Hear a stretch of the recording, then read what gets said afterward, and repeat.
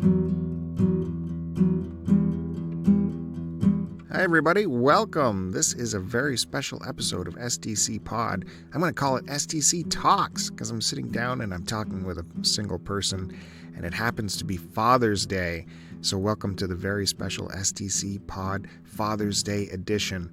You're going to hear from myself talking to my father, and we're going to hear about all his adventures he had coming up, growing up, entering the army, starting a family, moving everyone far away, creating a life for himself, the trials, the tribulations, everything's going to be there. I thought it was a pretty interesting interview. I hope you guys can give it a chance. Apologies for my microphone during this interview was complete no good, trash, but I tried to tweak it the best we could, and this is what we come up with. So sit down, give it a listen, see what you think. I think you'll enjoy it. Again, happy Father's Day. Enjoy your day. Thanks to all the fathers out there. And moving on, here is Bill Sr. with Bill Jr. We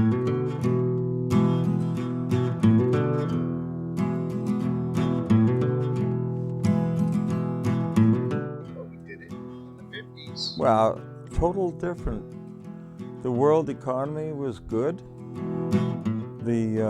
The war had just ended, so that meant that everything that they used up was almost, extinct.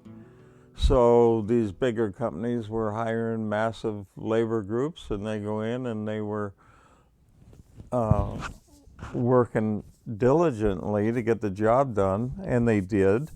And the economy spun high because there was nothing to drag it down.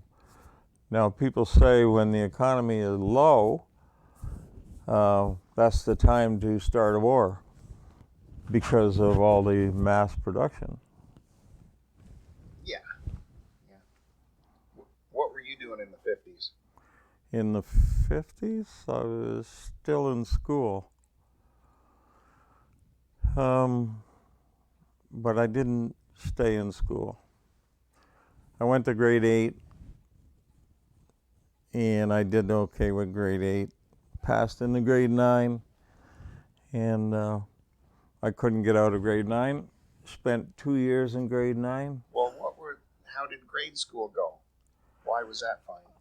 Grade school went great. Where are we talking? In Windsor? In Windsor. Yeah, grade school was good. How big was your school? You were right in the city, weren't you? Yep. So was this one of these big schools? Or? We talking about grade school? Yeah. No, it was Was it a single room school? No. A church? No. Everyone had slates? No. I wasn't born in the 30s. Oh, you had paper? It was a little Catholic school, had 2 floors, did up to grade 8.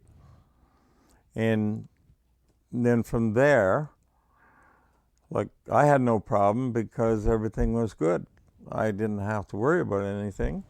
Was it, what kind of Catholic school was it? Did you have was this when the nuns were teaching? No, the nuns weren't teaching, but they were the head of the school. And the principals and vice principals were nuns. And for discipline, they had a couple men teachers. What do you mean for discipline? Well, when kids would act up and everything, they had to be disciplined so they don't do it again. And so they decided that a good thing would be to have a man teacher there and get control. So that worked out. Well, how did they take control? What was the discipline action of the day in grade school? You get a smack on on your knuckles, or you get the strap from the principal. The mythological strap. You saw the strap? Oh, I wore it. What was the strap? It was a razor strap. Okay, that you'd sharpen a razor on? Yeah. So thin, maybe 2 inches wide? Oh, a little wider than that, probably 3.5. Leather? Leather. And the teachers weren't allowed to give you the strap. So if you needed discipline, you were sent up to the principal's office, and she would administer the strap. And you that happened to you? A few times. And did the parents know about this? Was there a phone call home? Oh, yes. Yes, they always knew, but my parents, they would never hit us. But they were fine with kids being Oh, hit you in bet. school. Yeah, because it helped them too. All parents were fine with this? I've never heard of an occasion when someone wasn't. Because No. when I was in grade school, there was the threat of the strap. It was more like a legend. I don't know if anyone actually got it, but there was always talk of it. Oh, no, in our day we got it. Number one is we used to walk to school, and there was a railroad crossing. It had about 6 different tracks, and if you were to go over top the railroad tracks, you could get to school and cut off about 10 minutes of your walk instead of walking all the way around. And that was not a no-no. And then we used to throw stones at the railroad flashing things, you know, the green and the red. And that give you a strap. And they would determine how many slaps you got. Slaps on what? Where are they doing this? Where? Yeah, on your body. On your hands. Just on your hand. Yeah. Did it leave a mark? Oh, yeah. Was it a point of pride, or were you embarrassed by it? Pride? Yeah. Like, hey, look at this, guys. I was cool. Yeah. No, I don't think it was even thought of. I mean, the guys you hung around with would always kind of, well, I wonder if I'm going to get it, that kind of thing. But I think every one of us got it. The girls too? No, not that they ever said. They were sent up to the principal's office, but no one really knew if they got the strap or not. This sounds like a pretty rough school where everyone's getting the strap every day. Not every day. But there was not just our school, there was quite a few around. Was like church involved in the school? Did you have to go to church every so Yep. often in school? Yep, on holy days and that sort of thing. Confession, they would march us over in a line to the church, which was about a 20-minute walk. Do you think the teachers confessed that they used a strap on a kid? It was just accepted, I'm sure. So were you religious growing up, do you think? Yes. Church every... Good Friday and church every Sunday. Yeah. Holy days. But that doesn't really change how you turn out in the end, because you're still being led around by your parents and your school's ideas. And with me, I wasn't a happy camper. In grade 9, I was put in a school that I didn't want nothing to do with. Another Catholic school, or? No. Herman Collegiate. It was brand new when I went there the first year. Why didn't you want to go to that school? Because I was, let's say, like, I love to do art. I love to do stuff like that with my hands and wood and stuff like that. And my parents signed me up for a commercial class. And so basically when I went, I just was not paying attention, and I never ever got to a point where I could pass an exam. So Why do you think that? I was rebelling. I didn't want that. I wanted to go to a tech school. But all the guys that went there was termed hoodlums because they wore their hair back, slicked down. They call it a duck's butt. greasers? No. Just they weren't cool. They had their cigarettes here, and they're like Fonzie. John Travolta. Yeah. So I flunked the first year with flying colors, and the second year I flunked with flying colors. But you think this was just from lack of effort, not like any kind of dyslexia? No. I think I had the brains. You think? Well, as life went on, I guess I did. But I never thought about it then. But then when they offered to sign me up the third year, the principal had a meeting with my parents and me, and he said to them, right in front of me, he said, sending him back here is not doing any good for either one of us. So I would suggest that you take him out of school. And so they had no choice. Take you out of school to what? To finding a job in the neighborhood or whatever, make some money when we got home. No summer school options? No, hell no, I'd have flunked that too. I was not, I guess if I look at it now, I made major mistakes, but you burn bridges, I guess. And then when I got home, they assured me that life at home is not going to be great unless I go out and get a job. And if I decide to leave the house, then I would have to pay the consequences for whatever occurred at that point. So I said, okay, that's fine. They gave me the summer to find a job, and they were thinking like a delivery boy or something like that. And I wasn't thinking like that. What were you thinking? Well, I was always military minded. So they said you're not coming back to school. You first thought, well, I'm going to do what?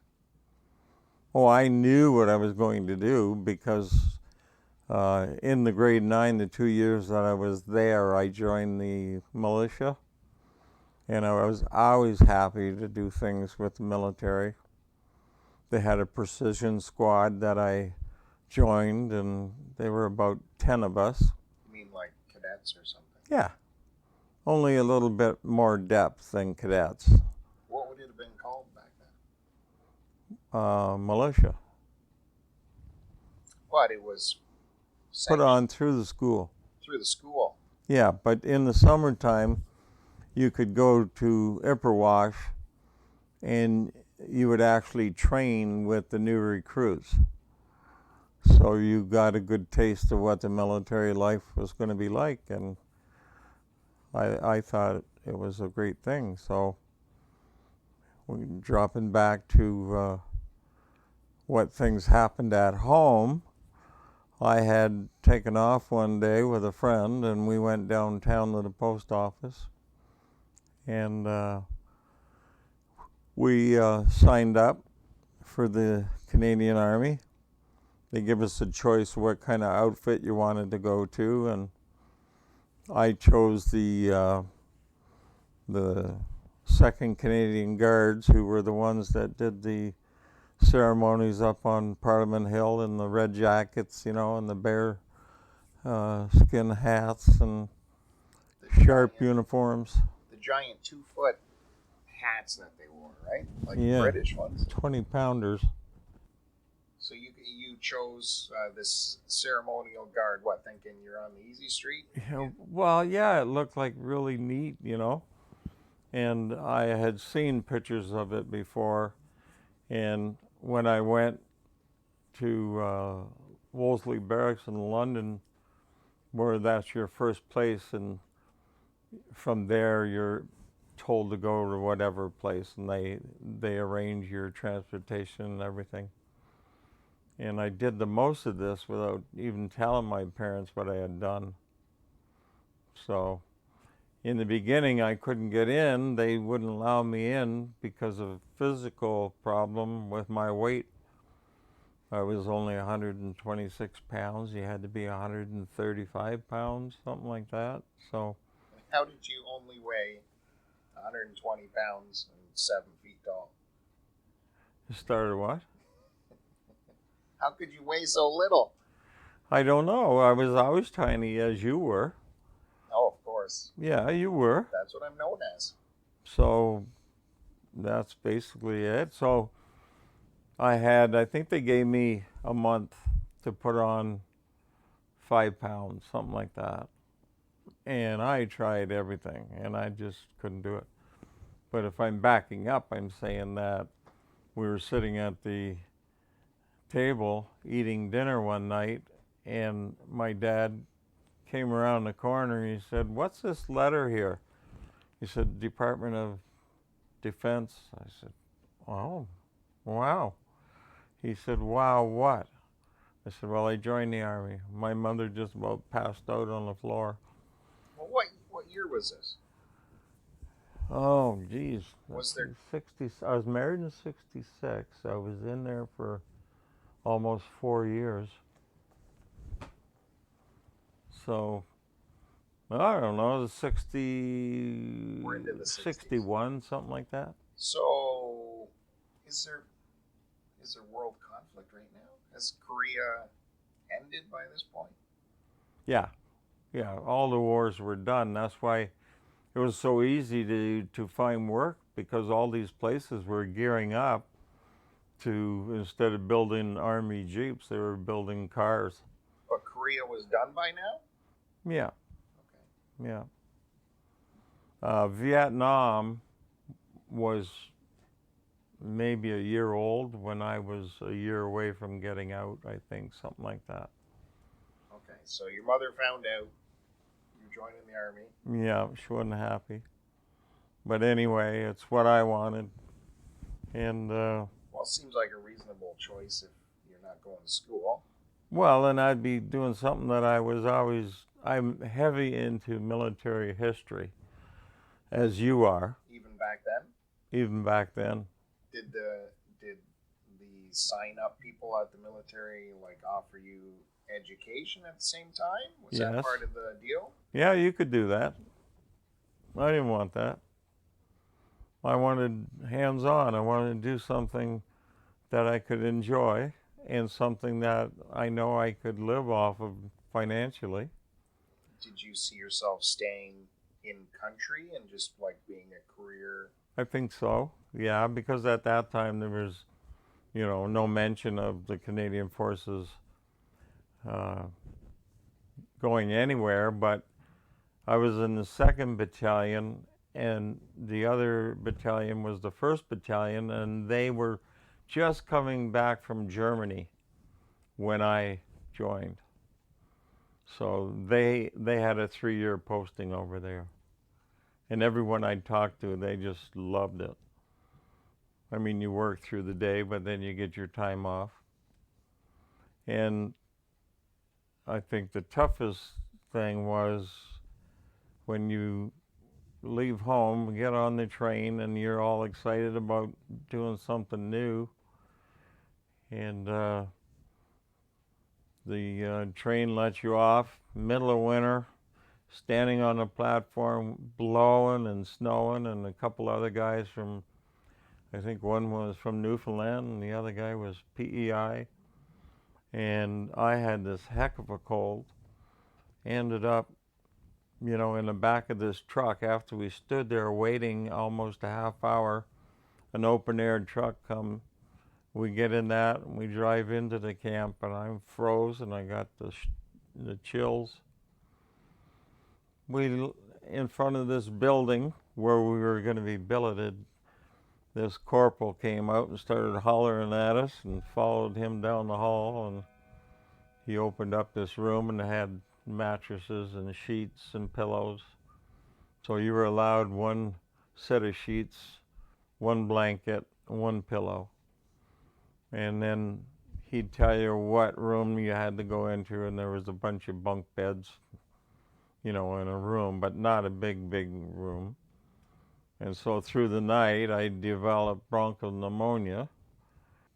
That really threw me backwards, because had I been well, I could have joined the next group that was going into basic training, but I had to go to the hospital. I was there for a couple of weeks. Well, you were quite the catch then for our military. Well, I guess. Now, I go back, how did you make weight? Oh, I was taking this super weight on that you could buy at the drugstore, but my dad gave me 2 rolls of $50, I believe. We said, keep them in your pocket. He said, that'll put you up a little bit. So I still, the MO said to me, well, you've put on about 3 pounds, which tells us that you're in good shape physically. And after you get into training, you should be able to come along. So he says, I'm going to recommend that you're accepted. So.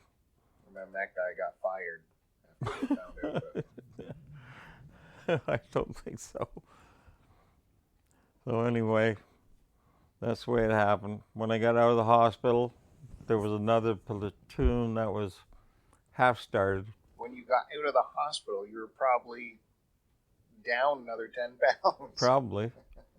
Were people giving you grief about your lack of musculature, shall we say? No, I wasn't the only one. I mean, there are guys that were 200 pounds, and they had the same problem as I would with 130. So that's all something that they know once you get in basic training. You eat what they prescribe, you know, and everything is done according to a nutritionist. And not before long. I mean, once you start your training, which I had to stay in limbo until the next platoon was formed. And that was probably 4 weeks or so.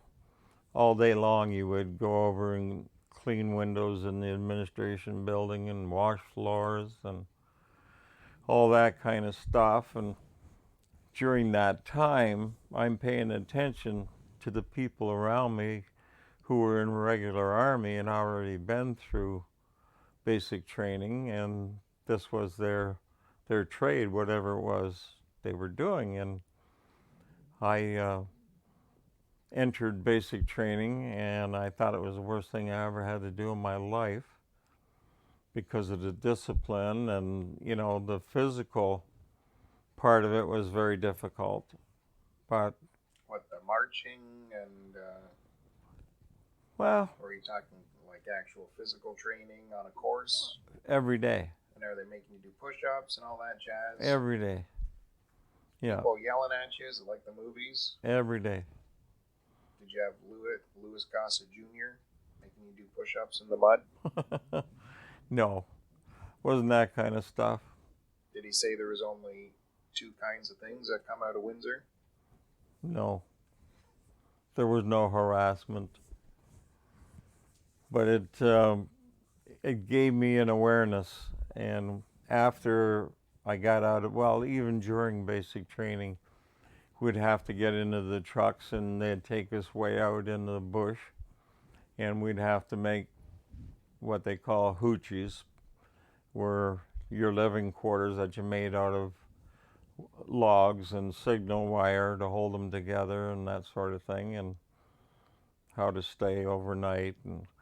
And so by looking around, I'm seeing these drivers let us off, and we go into the hardship, and they sit in their truck with the motor running if it was cold, and the heater on, and they would always have snacks or sandwiches. And I thought, you know what? Out of everything that I see, I love driving, so I think that's what I want to do. I'm going to join the Transportation Corps of the Guards. So after I got out of basic training, the Army now becomes a job, and everyone has a job, and everyone has to be disciplined so that you're where you're supposed to be at the right time, that sort of thing. So the discipline changes from totally physical to applying for a job. So you had to go to the company office, and they had a bulletin board there same as you see in a factory, that this job was open, that job was open. So I seen the transport job open, so I applied for it. Nothing happened. I did that about 3 or 4 times within the month. Well, what are you doing now as you're waiting to I'm going with the crowd, doing? everyday stuff like training and, you know, weaponry and stuff like that. Where are you posted at this time? Petawawa. Which is near Ottawa. No. It's north of Picton. And let's see, So near Ottawa. not near Ottawa, no. Ottawa's more east. So it was on the Petawawa River, which would be right across from Quebec. Is there a concern in the group at this point with the Cold War ramping up or anything like that? Is anyone getting nervous? No talk about it? Oh, lots of talk about Are it. people getting We trained for it. Are people getting stationed to the radar bases that we're building up around Canada? No, at that time we had to deal with the FLQ, Oh, okay. and all our arms and ammunition were all in bunkers. And so when the word came out that this had happened, all these guards had to go, 3 or 4 to every side of the building to make sure that it was safe, eh? And that would be the first time you loaded live ammunition off the range. So anyway, from that point, But you weren't assigned to deal with that. Did you have to I go was in transport at that time. Oh, okay. So I did have to haul them around and bring them food and stuff like that. Were you armed at that time? No. Well, I wasn't armed until later. What was the rules of engagement for those guys who were having to patrol for the FLQ? You had to be shot at before you could shoot. So it's basically, this is the way it is, but we were all, you know, the drivers all had radios in their vehicles, and we had a signal man that handled the radios. So they were checking in all the time, you know, checkpoint 1, 2, 3, and so on. And in about 20 minutes, they would do the same thing. Any movement, do you see any lights or stuff like that? All right, so you finally got into transportation. Was there something you had to do to get that? Seems like you're having issues. Yeah. So like I said, I had applied 4 times and I got nowhere. But by this time, I learned who the clerk was, and I just was blown away because I got rejected again, you know. And I said to him, "What is going? How come I can't get this job?" He said, "You don't have a grade 12." And I said, "What do you mean? What do I need a grade 12 for?" Well, he said, "That's the stipulation. If you don't have a grade 12, you can't transfer into transport." And I said, "Oh my God, I don't have a grade 12 and I don't have time, you know, to take courses. I guess I'm dead in the water." And he said, "Not really." I said, "What do you mean?" He said, "There's 2 openings right there on the board for batman. And as a batman, you look after the officer's gear and everything that he wants you to do. And he has his own quarters, even if he's married. And you go there all day and you work on his kit to make sure everything, the boots and the Sam Browns and everything are all spit and polished. And the better job you do, the better the officer likes it." So I said, and so where's the goodness in this? He said, "Because every officer, captain and above, has to have a driver. So in order for you to take this job, you're going to have to take the driving course." So that got me into the field driving Jeeps. And that was about a 6-month course. And after... So you did take on the thing of Batman? looking after Yes. An officer. Yes. Like in the movies with the general, he's got like That's right. An dude aide. there. Yeah. Yeah. And was that easy to get? You could just get that? Well, I had to have an interview with the captain, and I just told him straight out. I didn't lie to him. I said, this is why I'm here. And he said, it's not unusual. He said, usually that's what happens. And he says, if you do a good job for me, then I'll be good to you. So. What does the rest of the company think of? Oh, they don't. We even had to sit at separate tables because the rest of the guys were down in the mouth about us, being suckholes because we were Batman. And all this teasing about washing his underclothes and stuff like this. And so that's the way they seen it. So if we wanted to enjoy our meal, we had to go to a separate table. You couldn't get into the officer's mess if you were his aide? No, not unless you come under his invite. And it's a little different than what most people think, because the officers have to buy their own clothes. They got to buy their own sword. They have to buy their meals. So there's a lot to it, and a lieutenant, he doesn't make enough money to do the same things. But their goal is to get up in ranks. Same thing, do a good job, you get somewhere. So then after being his man's man, I was bringing his kit right up to snuff. His boots were so shiny you could almost see your face in them. And one day I was in there because he had a parade to go to the next day, and I had all his gear laid out on the bed.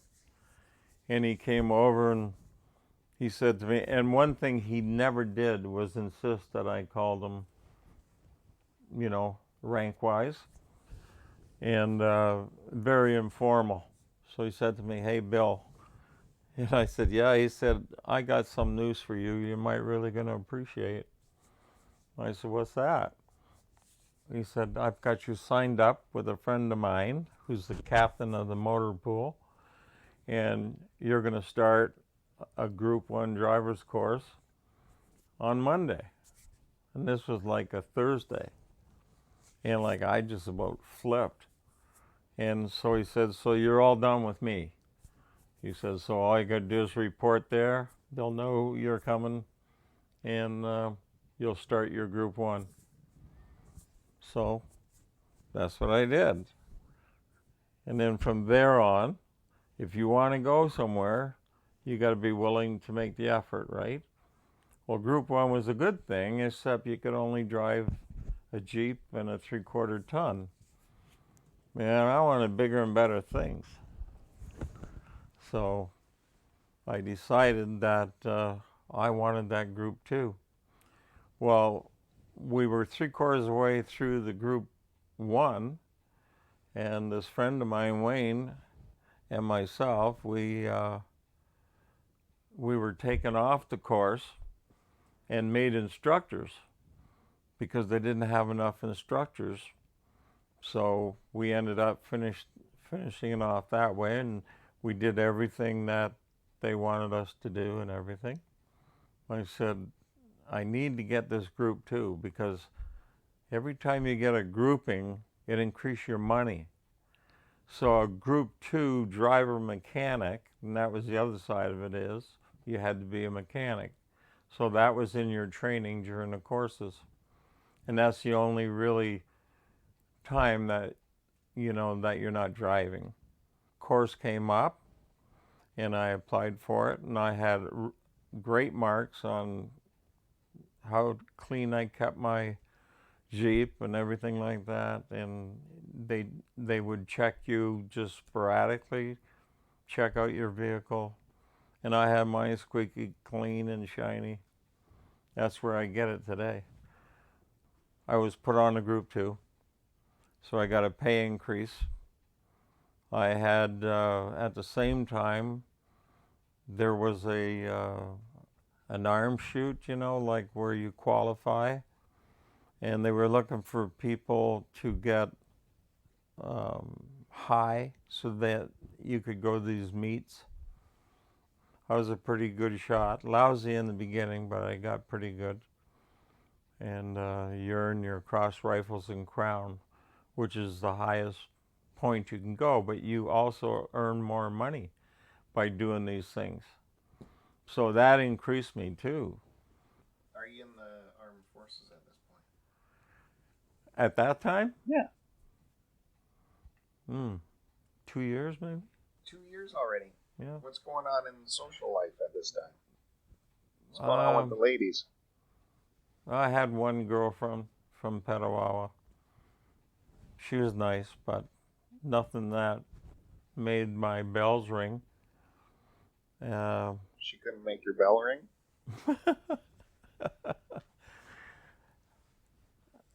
What kind of information are you looking at? I'm just curious. Is this a weekend thing? You get away on weekends, or could you get off base at We night? had full weekends, and we had a job. We worked from 8 o'clock to 4, an hour for lunch. And then, but how do you have time to go out and meet the ladies? Well, there was none in Petawawa. You had to go to Pembroke. And then you would just go to the... I've heard stories about those Pembroke ladies. Yeah, some of them were true. I couldn't tell you.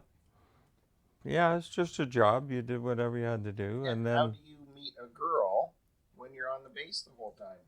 I imagine... Not on the base all the time. You got nights out. I owned a car.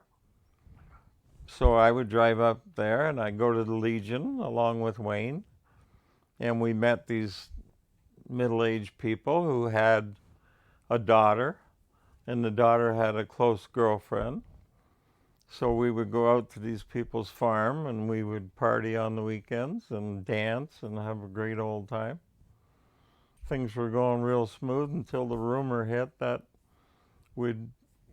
there's a pretty strong chance that our battalion was going to be shipped to Cyprus. Out of nowhere, in the middle of the night, all the bells and whistles were going off to get us out of bed, and we all went out in the hallway, and they said, we're doing a procedure that's called a bug out. And when you hear all this, when you come out of your room, you're going to be fully dressed, got your kit, and you're going to go down and pick up your vehicle, and you're going to bring it down here in front of the quarters, and the rifle companies will load up their people, and away you're going to go. And of course they would take questions, and we were saying, well, where are we going to go? And they said, you're not going to know that. We're not going to tell you where you're going to go. But they call it a bug out.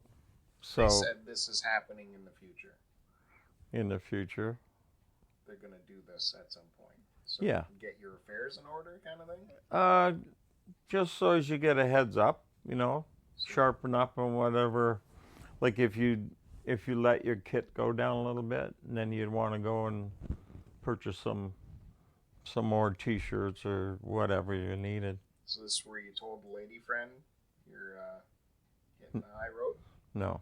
No? Weren't allowed to do that. Oh, well, I couldn't tell my family. What about your car? What do you do with that? You said you had a car. One of my buddies was on the reserve side, so that meant he stayed in Petawawa, and they did all the stuff that they needed, drivers and stuff for their own thing. So then we would load up these people, and we drove all the way to Trenton. And when we got on the strip in Trenton, we had to load the Jeeps, the trailers, and all the equipment onto these Hercules, which they're still using today. And they were a back load. So we'd load up everything, all set to go. And then the higher ups would come through screaming at you, get back to your trucks and load up, and all the way back to Petawawa. And then the next time they called, and you had no idea when they were going to do it, we had to go and we loaded up, But this time they started the engines and we took off. We landed in Goose Bay, Labrador. They fed us. We unloaded and reloaded. They fed us and went back to Petawawa. And then the next time it happened was maybe 2 weeks later. We loaded up and we ended up in New Brunswick. Same deal, loaded up and back. So we thought, okay, this is just part of the training. This isn't going to happen. So it went a while where we didn't hear anything. And so your buddy has your car this whole time? No. I'm worried about your car. No. I looked after my car.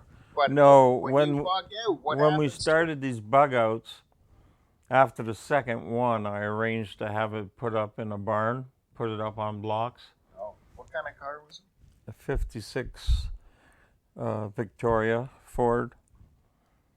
Beautiful little car. Does that got fins? No, 56, you know. You must know what they look like, the 56 Ford. It had like a lightning streak of chrome going from the front to the back. It was a two-tone, blue and white. So anyway, I put it up on blocks. And geez, maybe after the last bug out, it wasn't, I couldn't say, but it wasn't long before, bang, this was it. And they announced, this is no training. No one is allowed to use the telephones, no letters going home. You don't mention anything to anybody. Are you thinking this is like a Russia thing at this point, or a nuclear thing? No. You're not thinking this is like a... No, we knew what was going on in Cyprus. It was a civil war. Okay. The Greeks against the Turks. So we were able to stay that night, and we left, I think, at 5 o'clock the next morning in convoy. When we get on the tarmac in Trenton, we were trained on the Herc, and sitting there was a Yukon. We all like, wait a minute. The Herc, you load from the back. You drive the Jeep up, you pull the trailer up, you tie them down. The Yukon was a side load. Well, none of us had ever trained on those things. So instead of it taking us, 2 hours, it probably took us 3.5, because you got to jury rig around the corner to load them up. And it would take 6 Jeeps, 6 trailers, and a whole platoon of men and all their gear, and a crew of 8, I believe. And then once you got everything loaded, they put these aluminum walls up after everything is tied down. It's just like you were on a ordinary plane ride. They had stewardess, male and female. They gave us anything you wanted. They brought it around all the time. And it was 14 hours in the air from Trenton to Marvel, France. And because we had UN uniforms and hats and everything, we weren't allowed to go to see anything outside the base, so that was it. And we had enough fuel, we could have made it easily, but their law, military law, says that they had to fill up. So then once they filled up, we were back and into the air and heading for Cyprus, and I think it was about another 2.5 hours. And they tried to prepare us by telling us what we were going to see when we landed. They said, when you land, you guys on this side, you're going to go out, you're going to have a shell in the breech of your weapon, and you're going to go down the ramp, and you go to your left, and you take up a fire position. And all this, our eyes and ears were just going, whoa. So as you unloaded, the whole thing was surrounded by, their own weaponry. And then maybe 5 minutes later, these big buses and trucks pull up, and one platoon by another jump into the back of these trucks.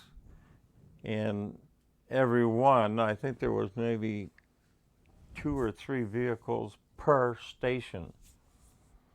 And that meant that the whole battalion wasn't going to the same place. They had to go to different points.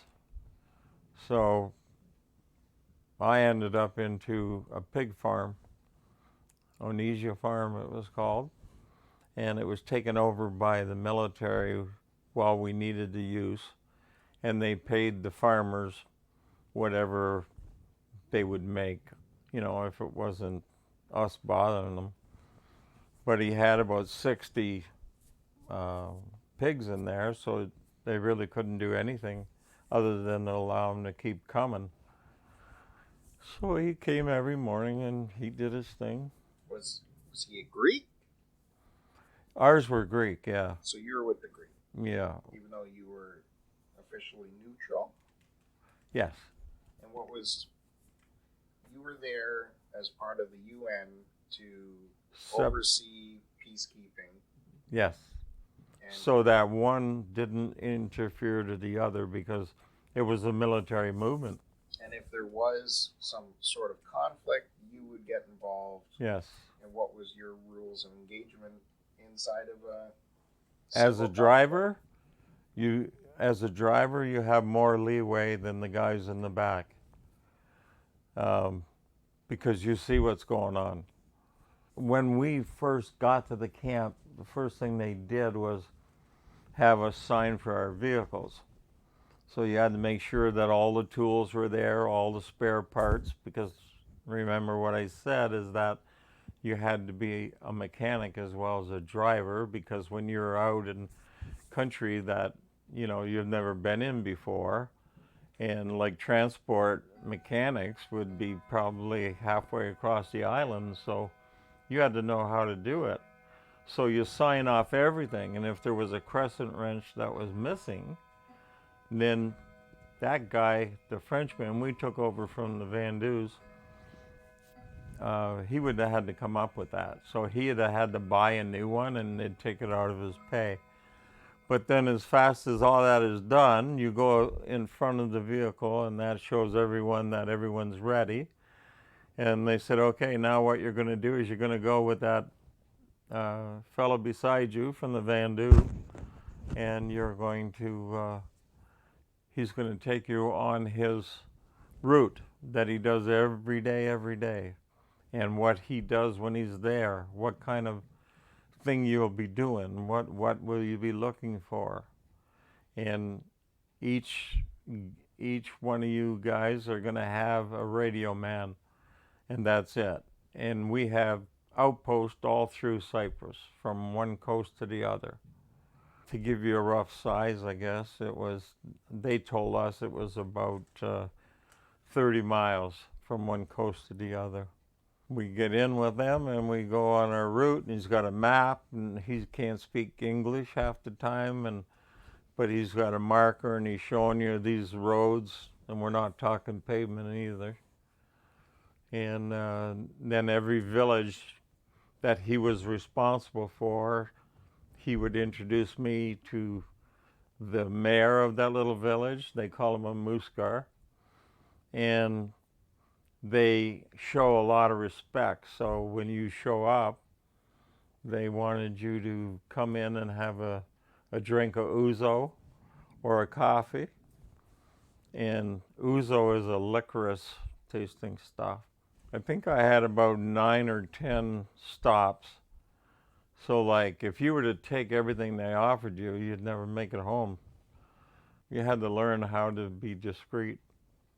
Anyway, while you went there, if someone was sick, someone having a baby, then you would have to make arrangements that when this happened, that mayor could radio Nicosia's own headquarters and tell him what was going on. He needed a driver to take this guy to the hospital because he put an axe into his knee, or this lady to the hospital, she's in labor. Because all along my route, you had to go through checkpoints, Greek and Turk. And we had to fly the flag, and then at night, the flag would be flown, but it had a spotlight shining up so that they could see we were UN. Did you get into a dicey situation? Yes. I think I had about a month to go, I thought. I inherited a new second lieutenant who thought he was just the king of the roost, and he knew the rules. So one night, the night picket driver came by and he woke me up and he said, they need you at headquarters with your vehicle. So I said, okay. I got up and I went over there and they introduced me to this guy who just thought he was something.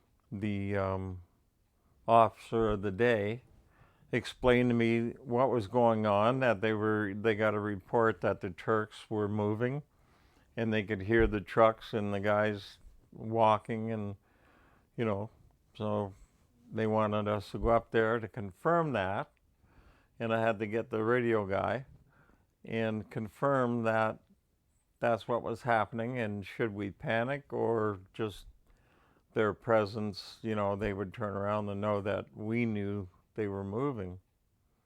We got to the area, we reported to headquarters that we were there, and they said, okay, let us know what you hear or what you see. So the second Louis looks over at me and he says, drive in there, we need to get a look. And I said, no. I said, the law states, my mandate says that I have to do what I'm told, and I can't get off a main road. And I thought he maybe wasn't told that. And he said, never mind that, I'm telling you, that's an order. And I said, oh, okay. So I have a work order sheet, and I take out the clipboard and I give it to him, and I said, just sign here that you're ordering me to go into this zone, which we know there's troop movements, and that puts you in the hot seat, not me. And he said, you're the driver, I'm telling you to go. And I said, so does this mean you're refusing to sign the work order? Yep. I said, okay, fine. So I said, my radio man, his name was Zates. And I said, hey, Zates, I said, call headquarters and tell them that we're leaving the road, we're heading in. Well, he no sooner told them, and the radio went nuts. Under no circumstances do you go off the road. Well, by then I was already maybe a car and a half in. And before long, there had to be 60, 70 weapons pointed at us. And so I just left the vehicle running, put it in neutral, and they grabbed the lieutenant and they hauled him out.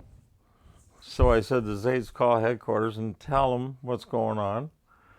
And so he did. And I'm going to say we were in that position for about 45 minutes.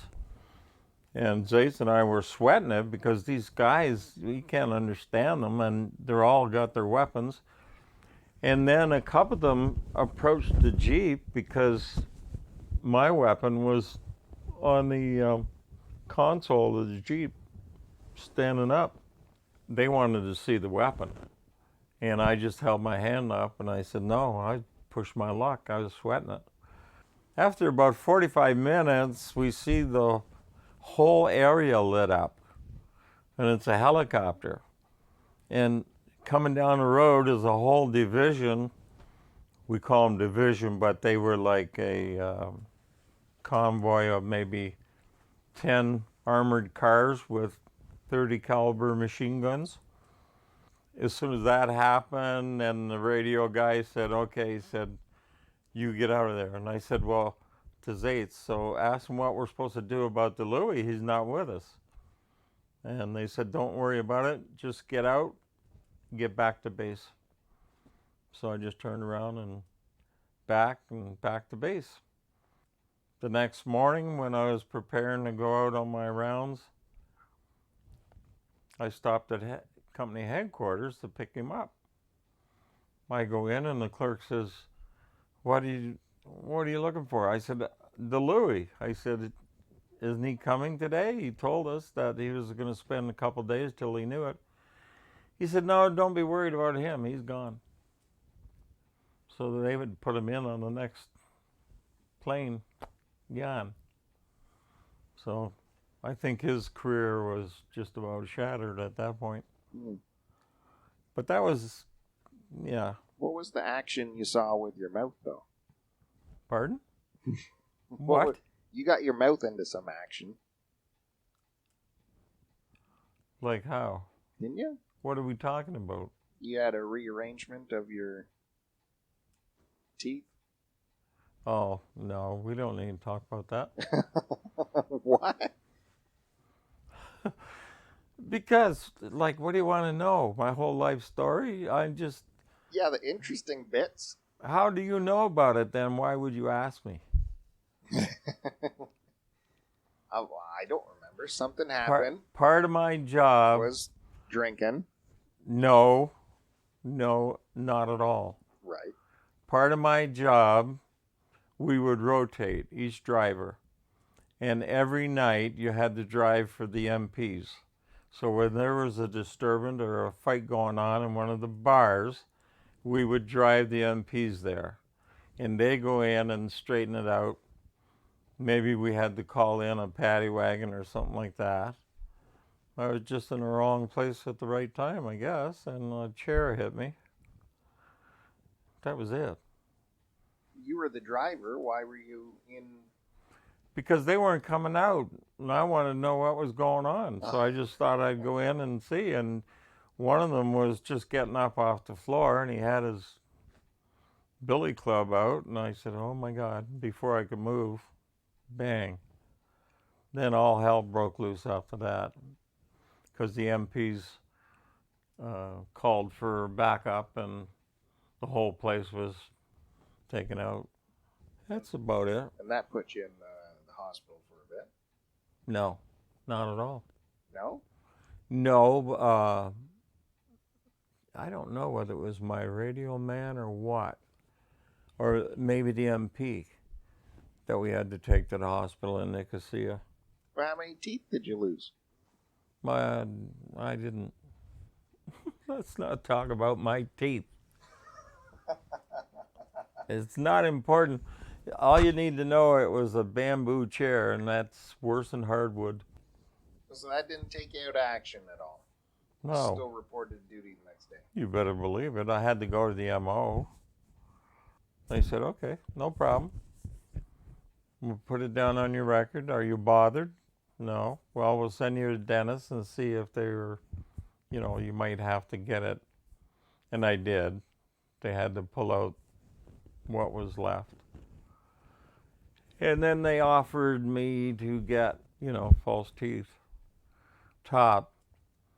And I said, no, I didn't want to do that. I had talked to a few guys, and they said, don't ever let them do that kind of thing. They're butchers.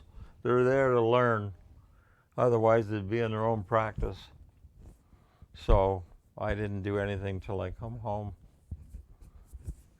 And I was only supposed to be in Cyprus for 6 months. I had to stay for 8.5 because they didn't have enough driver mechanics to go around. So they made me stay. And when the Cyprus thing came up, my time of the Army was up. So I got up that morning. This was before I went to Cyprus. I got up that morning and I was so happy. So I started to gather my kit up, fold it up, put it in the kit bags, grab my weapon, and I take off and I go over. No, I left it in the room. I went to breakfast, and from breakfast I went dental, physical, and then after lunch I took my kit bag and my weapon and I brought it over, but I didn't bring it in because I didn't know where or what they wanted me to do. So you were interested in finishing, just getting out? Not at all. You said you were happy. I wanted to get out, yeah. Because I had planned on it, After just a couple years in. So you didn't No, want... no. It's just when my time was up is when they were going to try service. And I knew what try service meant. That meant all three, the Air Force, Navy, and Army would all come into one. And that would mean there'd be more stupid rules and more dumb this and that. So I didn't want to sign up because I didn't want nothing to do with that. So anyway, when I was, payroll. I should have went to payroll first, but I didn't. I went last. And I'm walking down the road, and this Jeep pulls up behind me, and I'm thinking to myself, oh, what is this? And I knew he was right behind me. He didn't try and go around. And the sergeant gets out, and he says, Tino? He wasn't my sergeant, just headquarters. And I said, yes. He said, get in the Jeep. What? Get in the Jeep. I get in the back seat of the Jeep, and away we go like hell. Pull up in front of the company office. They march me in, and company commander, he's got this thing he calls a proclamation. And what it is, it's an order signed by the Queen that I had to remain in service until my services were no longer needed. And I thought, oh my God. And you're standing at attention, and the sweat was just rolling off me, thinking, oh, geez, what the heck? If I would have went to payroll, reversed my steps, I would have been out. Because once your payroll book is gone, it's gone. But see, there was a little bit of good stuff, because when you go to a place other than in Canada, you get risk allowance. And then you get disembarkation allowance. And that's like when you come back and your role is done and that sort of thing. And you got your ordinary pay, and I was getting paid for a Group 3 driver, which is the equivalent to, would be a master corporal. So I had some good money in there, and you weren't allowed to take money other than what you're allotted while you're over there. You couldn't take your whole pay. So they kept it in your pay book. So when we come back home, I had that extra time in money. Disembarkation leave was a good chunk, and then I had 60 days of annual leave with pay. So I did okay. Got my car out and That's it? You were done? fixed it up. Oh, this is when I came back, yeah. And I fell in love with your mother through the mail. What do you mean through the mail? Just by letters. So you already met her before you shipped out, is what you're saying? We went out once. Back in, before all the army business. Is that No, what you're saying? after. After. During. Well, you said you had a lady on the side in Pembroke. Oh, that was before Cyprus. That was before Janice.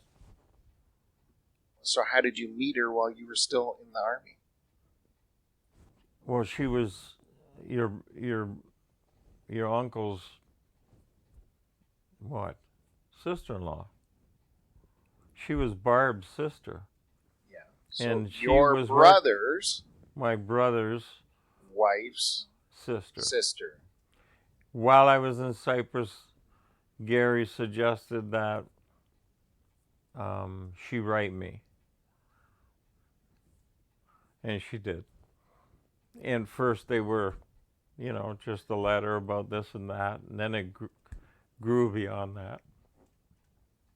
So we both fell in love. So two brothers ended up Married two sisters. Two sisters. But where did Picton get involved here? Because that's part of the army business too.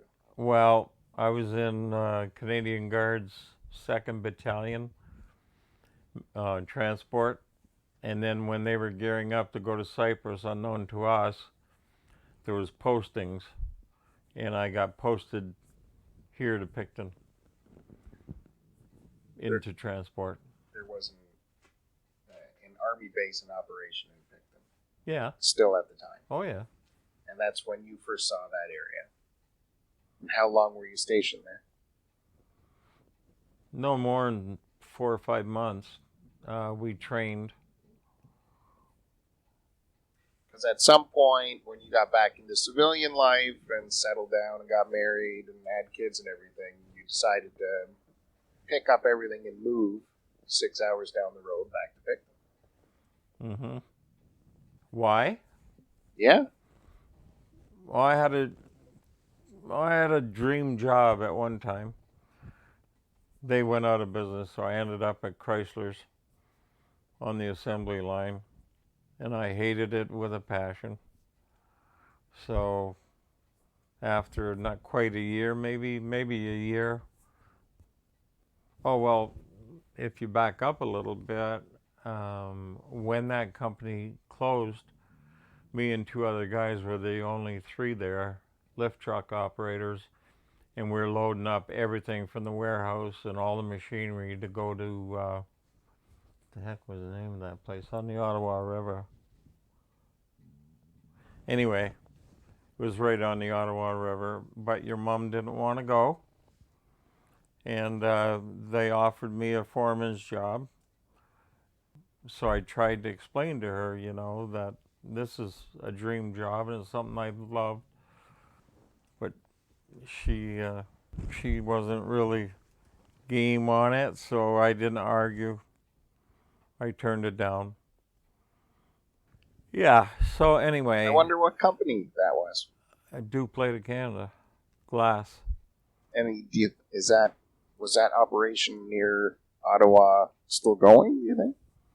Yes, it is. So that would have been a good move. It would have been a great move because it was a depressed area. Eddie Match and Wonderbra were the only 2 companies there. And when they closed the mill down, they had houses there that were only 2-3 years old.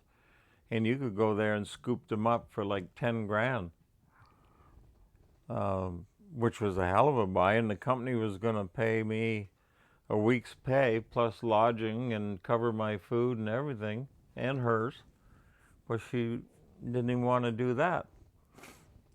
So I said, okay. But I said, if something comes up. She said, well, I appreciate it. I said, okay. And she was still under the premises that Duplate would never shut down. But that ain't the way it went. So I was just dying to get out of Chrysler. So one night, foreman came to me. I was supposed to be training a guy, and he took him away right away, and I just got ticked off. And I jumped out of the hole, and the foreman come running. He said, what are you doing? I said, I'm getting the hell out of here. And he said, you can't do that. I said, well, you watch me. And he called the gate. And I was walking through, and the guard come out, and he said, you Tino? I said, yeah. He said, I can't let you out. I said, what do you mean you can't let me out? I'm leaving. So he said, well, if that's what you want to do. I said, that's what I'm doing. He said, okay. So now I put myself into a bit of a bind, but I had already investigated. I called Harley how Picton was, and could they use a cabinet maker or something like that. I had been doing that at night, learning from a German cabinet maker. So after you were stationed there, you kind of always kept thinking about that location? Well, what do you mean? Well, something made you keep going back to Picton as an idea. Oh, because I had a lot of friends in Picton. Oh. And I had a lot of friends in Petawawa. So it was a halfway mark. One weekend I could go here, and next weekend. So you got fired out of Chrysler? No, I resigned. You resigned, Yeah. and then you needed something to do, so Then I started working on Harley about housing and everything. And I think, yeah, we went on your mother and I, and Laurie and Wendy, we went on a trip in my camper van, and we did all over the place, and we ended up here, which I wanted to see what was out here, like other than military, because they weren't here then. And I went and seen Harley and everything, and I came back to the campsite, and we were sitting around, and I said, your mother, I don't know if you're gonna like what I gotta say, but I said, I don't have a job, and I know I can get another job in Windsor, but I'd rather not. And I said, what I really want to do is I want to move to Picton. And she just looked at me like that. Well, if that's what you want to do, and she was pregnant for you 8 months, 8.5 months. So she was very depressed at some point. And we bought this property, and we bought 2 homes, my brother and I, and put them on the same acreage. the 2 brothers that married 2 sisters are now moving together. Yeah. To a new town. Yeah. And living beside each other. Yeah. And the day we arrived, it was late. It was in October, and all the stuff was supposed to be hooked up. We were just down there the weekend before to arrange that we'd have hydro and water and all that neat stuff. I was the first one to reach the house, and all the trenches were still open. They hadn't done nothing. It was hunting season, and they all left. So I had like 16, 18 people to look after. So we split into 2 groups and started unloading the U-Hauls. We had the largest U-Hauls with the largest trailers. It was a heck of a time. Why did your brother want to come with you to Picton? Personal reasons. He was out of work at the same time? He quit same time, yep. Yep. So I told him where I was going. I said, if you want to come, you can come with us. Well, they were just chomping at the bit. Then they wanted to come very badly. So we put the houses up for sale, and mine was sold in 3 days, and his took about 14 days. We were basically neighbors even there, eh? I had the corner. Janet and Barb's uncle was in the middle, and Barb and Gary were next to them. And my brother Bob was on the next street. So that was it. Whenever I made up my mind to do something, I never backed up. Well, you 2 went into business together, as well as being neighbors. Yeah, that wasn't a good thing either. I found out in the end, but yeah, we started a business. We couldn't get anyone to get us to work because they just didn't work well with outsiders at that time. So we dug graves. We did lawns. We had to borrow the money to get a lawn tractor. We had to build a shop. So we went through quite a bit of money. And then things started to turn around. The business started to do well. We'd have 5 or 6 jobs on the go with building cabinets and installing them. And I had this notion one day that I think because what we would do is we'd get orders for certain things. And I thought it'd be much better if we had a store to display it in. So I did some negotiating with the mall and managed to rent quite a big store. We put our product in there, and plus I negotiated with Peterborough Lumber to get them to put cabinets and stuff uh, from Peterborough into our store on consignment. And then I found a guy in Tweed. He did cedar furniture. Got him to put his stuff on consignment. And when that stuff come in the store, man alive, we're running up to Tweed like at least once a week. That stuff just sold.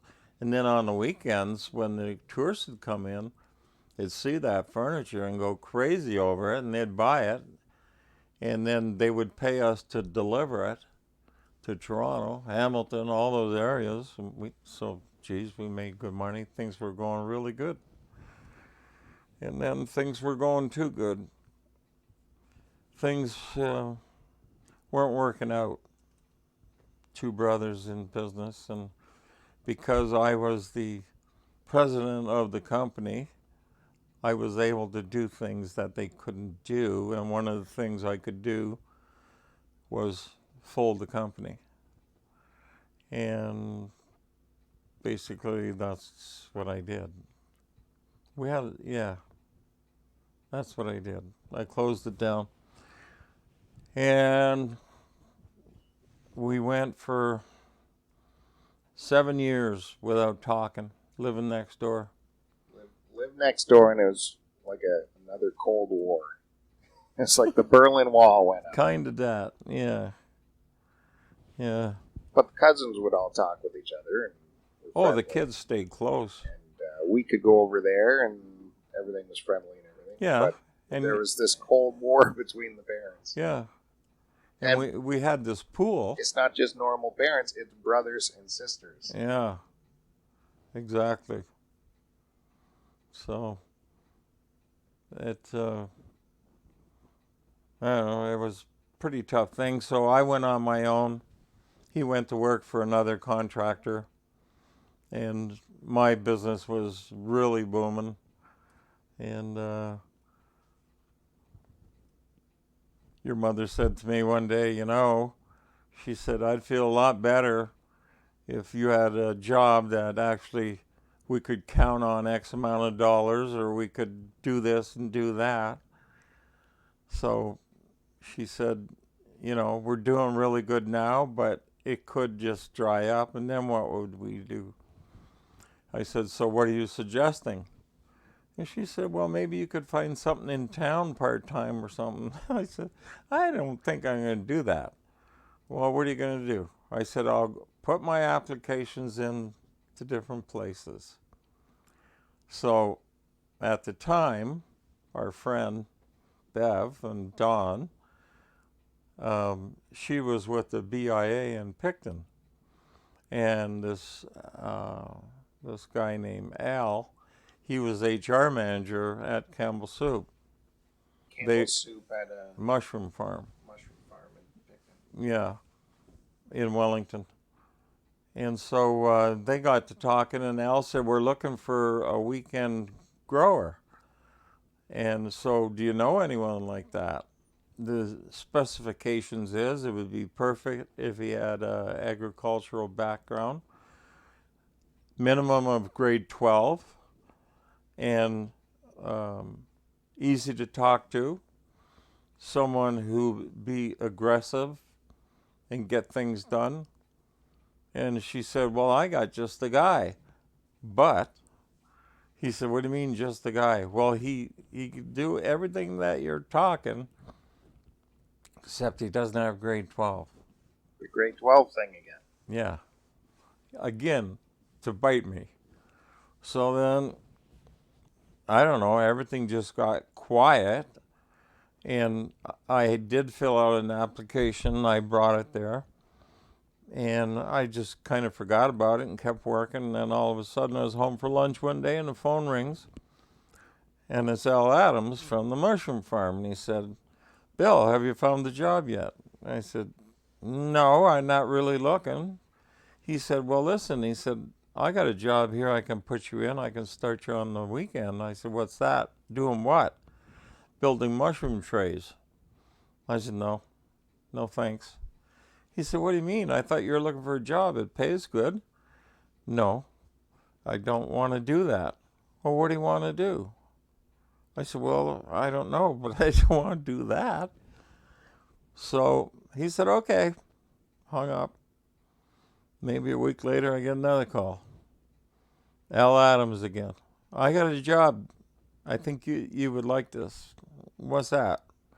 Working in the plant, moving stuff around, some lift truck work, stuff like that, washing down the floors.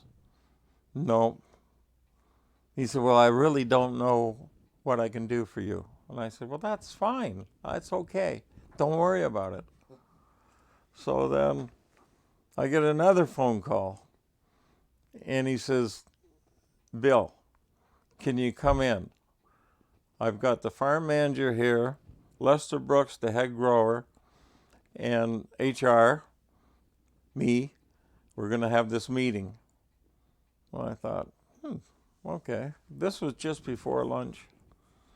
So I said, okay, I'll be there. So I walked in there and introduced to everybody, and I had my work clothes on. I think it was Lester that said the first thing. He said, so I hear that you've been offered 2 or 3 jobs and you've turned them down. I said, yeah. He said, well, what are you looking for? I said, well, I heard that you had a weekend grower position that you might like, but I said, I don't fit the bill. And he said, why? Because you got a grade 8? I said, that's right.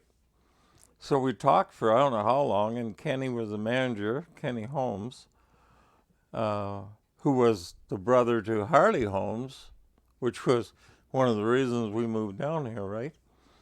Kenny said, well, you know what? He said, we can kind of fudge the books a little bit. But he said, it's only a weekend job anyway. So he said, I don't see why Campbell's would have an issue. And you'll be on an hourly rate. And he said, the money's good, but he said, as long as you're part-time, you can't have any benefits. I said, you know what? That'd be fine for me, because I work at my business through the week, and I could come here on the weekend. Yep. So I went there, started my first day, and Lester shows up and pats me on the back. He said, come on, we're starting your education. So he took me around the farm in each room, told me what had to be done and what should be done and the sequence they had to be done. And then he took me to the other part of the farm where it was all put together on the line and put in the trays and everything. And then he took me outside to where it's all made in rows, and blew me crazy. So we went back to his office. He bought me a coffee. And he said, you know what? He said, I think I want you to have this job. And I said, wow, that'd be really great, Lester. He said, yeah, but there's one little catch. I said, what's the catch? He says, I got a house, an old house that needs a lot of repairs and a lot of work. And I thought, uh-oh, here it comes. And he says, but don't get me wrong, I don't want you to do it. I just want you to come every so often when I get so far, tell me what to do and how to do it. And he said, that's all I'm asking of you. So that was great for me. So I said, sure. And I was weekend grower, and the farm was never clean. It was always looking like a farm. So I had 2 guys on my crew, and I had them clean up everything. So my growing part was limited anyway, because I needed Lester every day to, teach me. Make a long story short, Kenny called me into his office, and then Lester comes in again, and then Al, and I'm thinking, uh-oh, I'm going for a walk. And Kenny says, well, I bet you're all nervous about why you're here. And I said, yeah. He said, well, you're here because we want you full time. What? Yeah, full time. All your benefits, you're going to come off of hourly. You're going on to salary.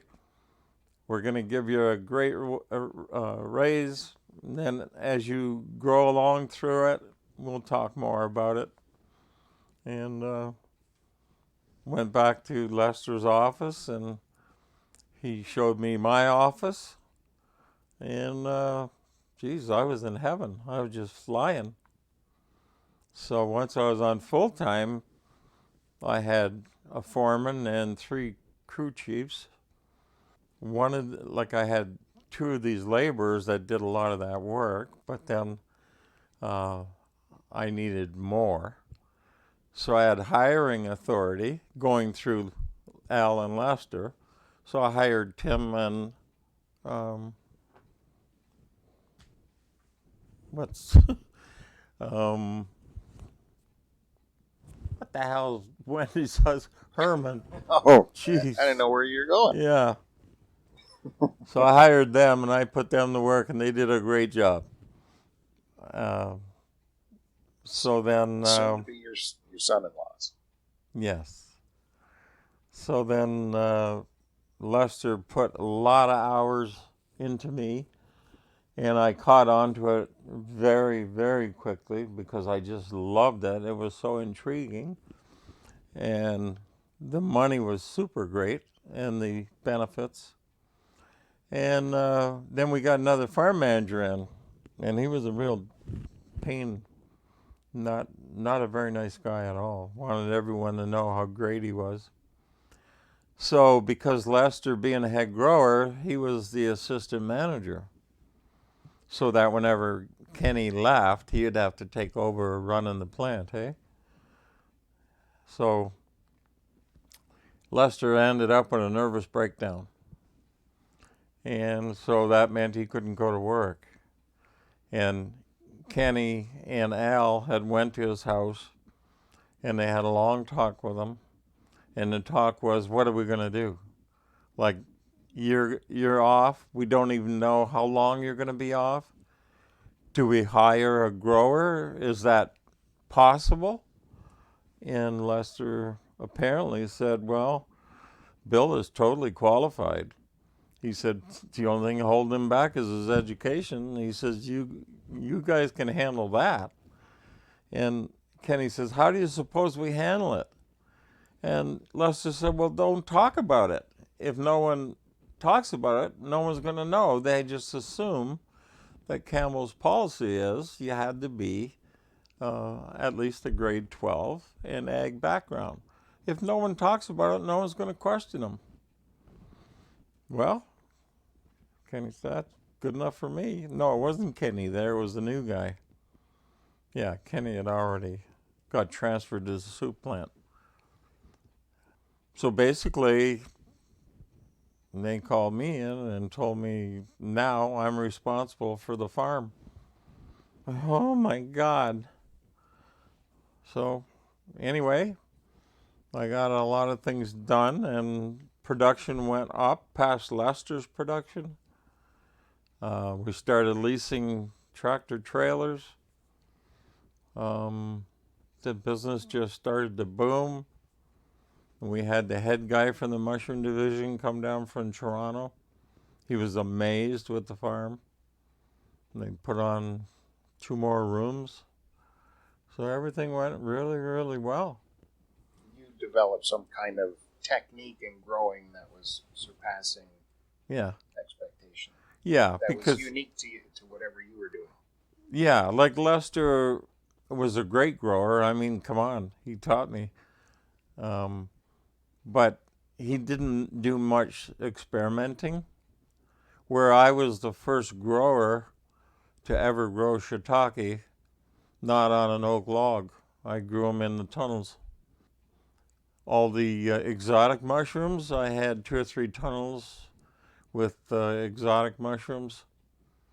And I had formulas, which you don't do overnight. You have to test.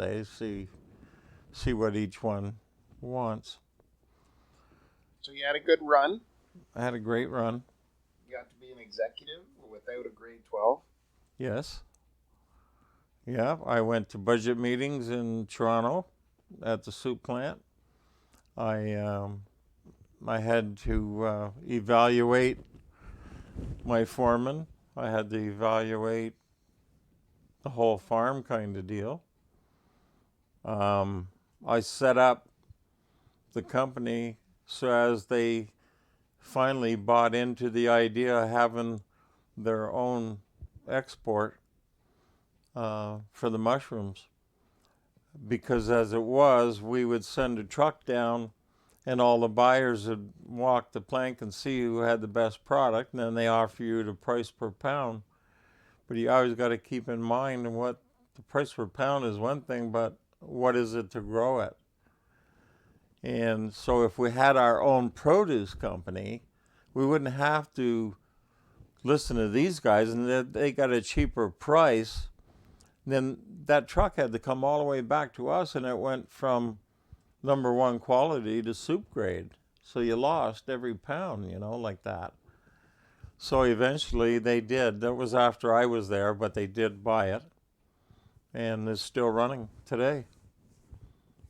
And your sister got in the day that the farm took possession from Murray O'Neill from Leamington. He was a mushroom grower, had 3 farms. Campbell's left the... Campbell sold it to him. Yeah. And I had been all over the place for Campbell's. I went and did consulting work in Quebec and Pennsylvania. I went to Penn State University for 2 weeks or so. But when Campbell's left the company, left the farm, that left you in limbo. And what? Left you in limbo a little Well, bit. not really. They called me in, the new owner and 2 partners. The owner didn't like me because he knew me. I gave a couple talks in Toronto at the agricultural conventions, and that's where I first met him. And he didn't like the way I presented things because he said there wasn't enough information. Well, at Campbell's, I had to take an oath that I wouldn't tell anybody what the formula was, right? That'd be ridiculous. And he caught me in the hallway and he was pumping me for this, my growing procedures. And I said, no, I'm sorry, I can't do it. Well, he turns around the one to buy the farm.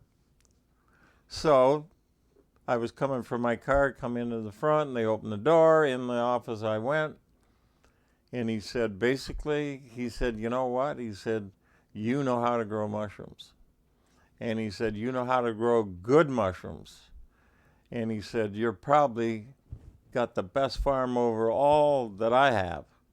And one of the partners, he was a dentist. And he said the same thing. He said, we don't have farms that have mushrooms that look this good, last as long as they do. So then Murray cuts in. He says, so, okay, cut to the chase. Here it is.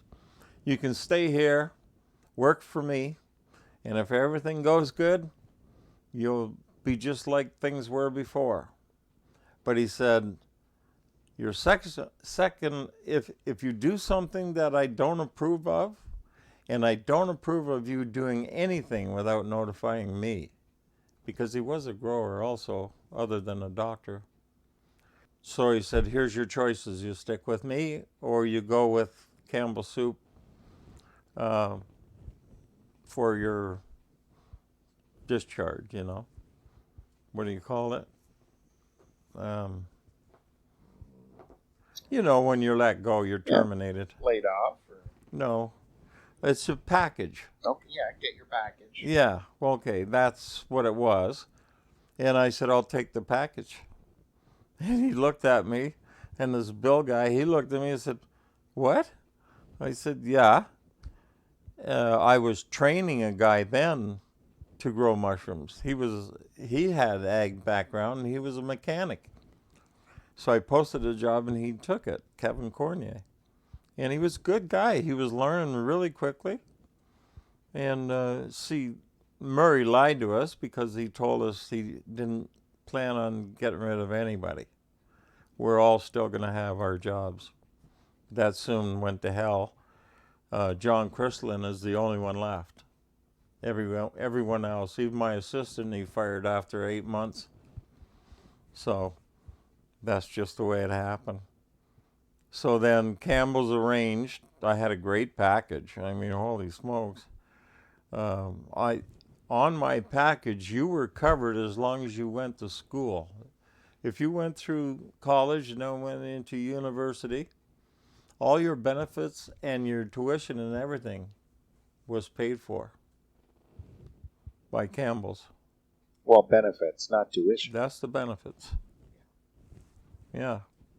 So I had they gave me a year off with pay and all my benefits, the whole 9 yards. And I bought my boat at the boat show the year that I lost my job. Everything went really well. But as you're like a comedian who has his own show, he doesn't care if the show ends because he's still a comedian. He can do comedy on the weekends. You were a contractor, so you knew you had other trades to go back to. Exactly right. Yeah. So they sent me this woman who's in reverse of a headhunter. She's the one that looks for work. And I was approached by this Vietnamese couple. She was the head of ag at Montreal, whatever that university. All right, to continue in your field of growing. Yeah, well, she wanted me to. She actually came to the house, her and her husband, with my file about that thick, and it had every information from the day I started with Campbell's.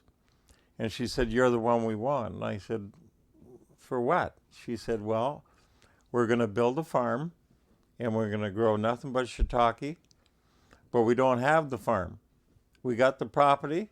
It's all oak, so you would have to grow shiitake in the wild, but you have to build the farm so we could do exotics."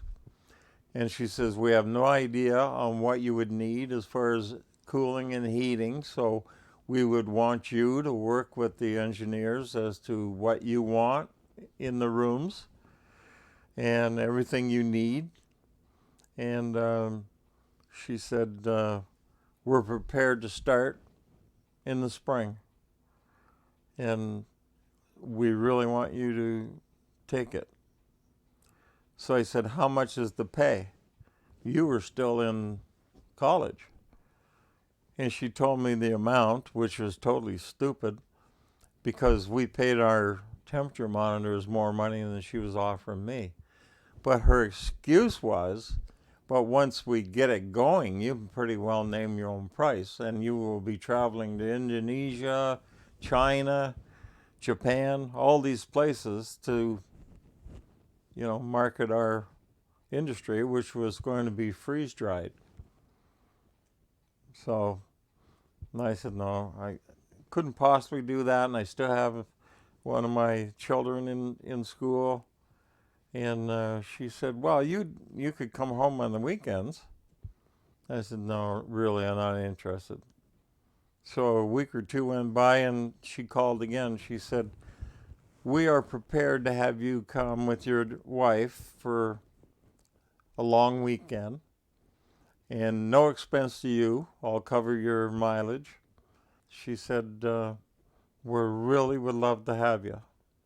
So we went up, and everything sounded great. And he worked for Stats Canada, so they had the money. We went down there. They wined us and dined us, and I just bowed out of that. But back at the Cold War, back home, Yeah. things finally warmed up. Sensibility It did, because my father was on his deathbed. My oldest brother had called and said that we'd have to get down and see him if we wanted to see him. He was on a respirator, but they could keep him alive until we got down there, and that would mean we'd have to go like the next day. So Gary didn't have a car that was good enough to take it on a trip like that. So your mother had just gotten her Grand Prix then, new in 80. One night I was walking out to the shop, and I looked over at Gary's place and his shop lights were on, so I thought, you know what, I gotta go over there. So I went over, and he just about fainted when I walked into the door, and I said, now don't panic, I just want to run something by you. So I told him that he knew that Dad was dying, but I said, you're welcome to come with us. And I said, I know it's not going to be easy, but, this has gone on long enough. And I think if we got together for a while, 6 hours, maybe the girls will even start talking. And basically, he agreed. And just then Barb walks in the door, and she spun around and walked back out, and he hollered at her. She come back in, and he told her what was going on, and she agreed to come with us. So when we got down to the hospital, I called my mother and told her we were down. She said, oh, I'm so glad, but she said he's been in a coma for 2 weeks. Yeah, he doesn't talk, he doesn't do anything. The machine is keeping him alive. But it's good that you're able to see him. So she says, come to the house when you're done. I'll have Bob and Helen come over. So we went to the hospital, and Janet went up to Dad's right side, and I was beside her, and Barb and Gary same over there. And man, this is honest to God's truth. If no one believes a miracle, this is what it was. And it was the Catholic hospital as well. And Janet grabbed his hand, and he opened his eyes, and he said, am I ever glad to see you guys? He said, Janet, I love that jacket. When I get out of here, and he was audible, And she said before he went into coma, she'd have to listen right next to him. And he said, when I get out of here, I'm going to get me one of those.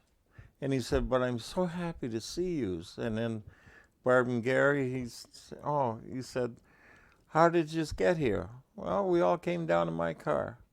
Oh, Janet's car. Oh, that's great. Janet got a new car? Yeah. And then boom, he was gone. Under again. So we're all crying. We come out of the hallway, and the head nun, she come over and she said, oh, I'm glad that you guys came. We said, well, we don't know what happened, but we think we witnessed a miracle. So we told her, and she said, that was a miracle. That man's been dead. And we told her he was audible. We could all hear everything. And she said that's what it was. He was waiting for you guys to get back together. So he didn't want to die until you did that. So that was it. Well, and since you guys have moved from that property, and the positive end of that story is you live beside each other still. Yeah, you might say that. In a new area. After Janet died, I was alone there for a couple of years, and then I decided to go to Florida with Brian and Denise. And then when we come home, I was feeling terrible. I drove from Brian's up here by myself. So I went to the doctor, and they diagnosed me with 4-stage colon cancer. So I thought my life was done. But the good Lord helped me through it. And my kids. And the prayers. And here I am. I'm not 122 pounds no more. No, because all that extra poundage got you through the stage 4. I think so. So that's gone. That was just, you got through that lickety split. Yep. And now you have a nice excuse whenever I want you to carry some soil for me or something. 30 pounds. This is your max. Due to your medical condition. Oh, okay. I think we did some business there. Well, I guess so. Do we feel good? Did we do it? Do you feel good about it? It's made me cry. Other than that, Made you cry. look. Squeeze it harder. All right. Well, I'm glad we got through it. Yeah. I'm glad you feel good about it. Yep. It was good. It was a lifetime in a short time. All right. We'll do it again very soon. Now, when can I expect my check?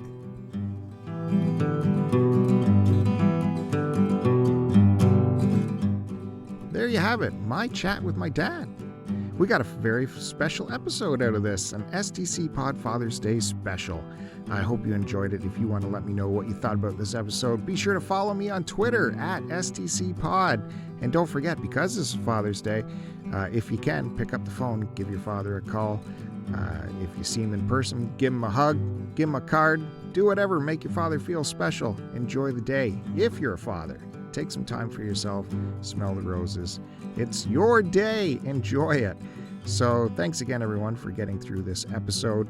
And we'll catch you next time on STC Pod. Thanks a lot, everyone.